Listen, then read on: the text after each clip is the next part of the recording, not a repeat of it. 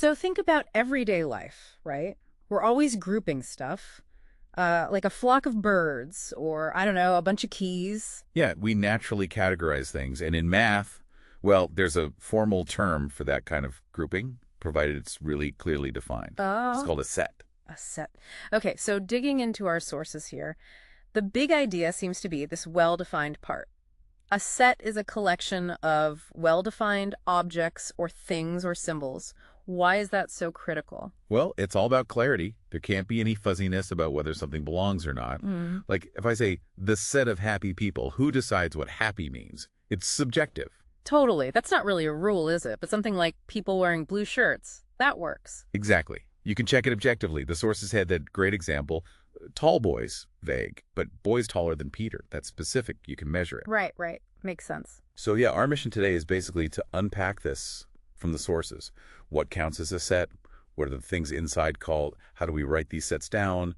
And how do we compare different types of sets? Okay, let's do it. So the things inside the set, they're called elements or members. Yep, elements are members, and we usually use a capital letter for the set name, and then list the elements inside curly braces, commas in between. Like set A equals 5, 10, 12, 15, something like that. Perfect. And there's shorthand too. That symbol B means is an element of. Ah, belongs to it. Right.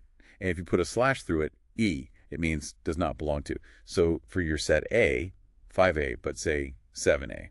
Okay. Simple enough. The sources also mention two key properties. First, order doesn't matter. Not at all. ABC is the exact same set as CAB. Sure. It's just about what's in the collection, not the listing order. And the second thing was no repeats, right? Like the letters in book. Precisely. The set of letters in book is just B, okay. Yeah. You only list each unique element once. Got it. Okay.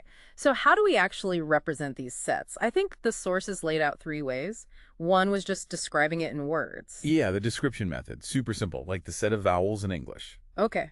Then there's the one we used earlier, listing them out. The tabular or roster method. That's the one. Listing elements in braces like A, E, I, O, U, or maybe 0, 1, 1, 2, 3, 4, 5, 6, 7 for whole numbers less than 8.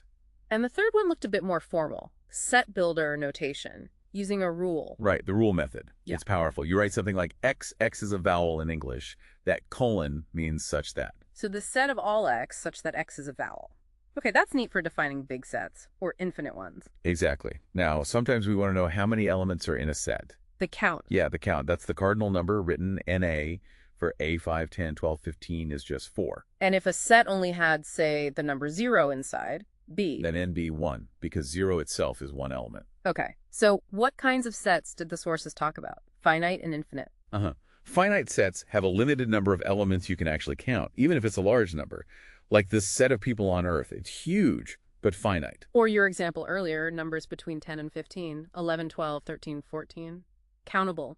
Right. And infinite sets, well, they go on forever. Like the set of all natural numbers, 1, 2, 3, or all prime numbers, 2, 3, 5, 7. You can't count them all. And then there was the empty set, null set. Yep, the set with absolutely nothing in it, 0 elements. We write it as or use the Greek letter phi. And the sources said there's only one empty set. That's right. It's unique and really important. It's not the same as the set. Ah, because neuro has one element, which is the number 0. The empty set has nothing. Exactly. So N nullosa. Okay, that distinction is clear. What about how sets relate to each other? Disjoint sets? Disjoint sets have no elements in common. 0 overlap. Like 1, 3, 5, and 2, 4, 6. Yeah. Completely separate. And the opposite, joint sets. Or overlapping sets, yeah. They share at least one element, like A, B, C, and D, E, share B. Makes sense then. Equal sets? Equal sets are exactly what they sound like. They must have the exact same elements. Order doesn't matter. Repetition doesn't matter. But the elements themselves must match perfectly. Like A1, 2, 3 and B3, 1, 2, those are equal. Correct. And finally, equivalent sets. This one trips people up sometimes. How is that different from equal? Equivalent sets just need to have the same number of elements, the same cardinal number. The elements themselves can be totally different. Oh, so A1, 2, 3 and B apple, banana, cherry are equivalent because NA3 and NB3. You got it. They aren't equal sets, but they are equivalent. Ah, okay, so quick check. All equal sets must be equivalent, right? Same elements means same count. Definitely. But equivalent sets aren't necessarily equal. Exactly. Good summary. Wow, okay, so just to recap this whirlwind tour, sets are well-defined collections. The things inside are elements. Order doesn't matter, no repeats. We can write them down with descriptions, lists, or rules. We count elements with the cardinal number, and we classify them: finite, infinite, or that unique empty set. And compare them: disjoint, joint, equal, or just equivalent based on size. That covers the core ideas from the sources pretty well. Yeah. It really gives us a precise way to talk about groups of things. It does feel much clearer than just saying a bunch of stuff. So, here's a thought for you listening. Look around you or think about your digital life, maybe your music playlist or context. Can you pick a collection and define a really clear rule that makes it a well-defined set? What kind of set would it be? Finite, infinite, maybe even empty. Give it a try.